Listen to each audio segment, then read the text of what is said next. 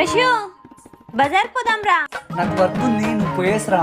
అంటే ప్రశు అదే నీ ఎక్స్పిల్చింటే పరిగెత్తుకుంటా పోతాంటివి. పెళ్ళాన్ని కదా చీప్ అయిపోయాను. సరే పద. నాకు తెలుసు ప్రశు, నేను ఇలా అంటే నువ్వు వస్తావని. ప్రశుకి కడుపు నొప్పి వస్తే అను కదా పట్టుకోవాలి, వాడి మరదలు ఎందుకు పట్టుకుంది?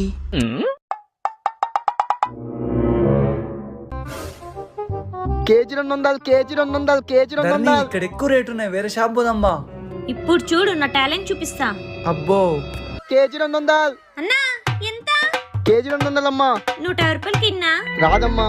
160 రూపాయలకి ఇన్నా. రాదమ్మా. నీకు కాదు నాకు కాదు, 170 రూపాయలకి ఇచ్చేయి. సర్లే తీసుకో. చూసావా బేరం ఎలా ఆడాను?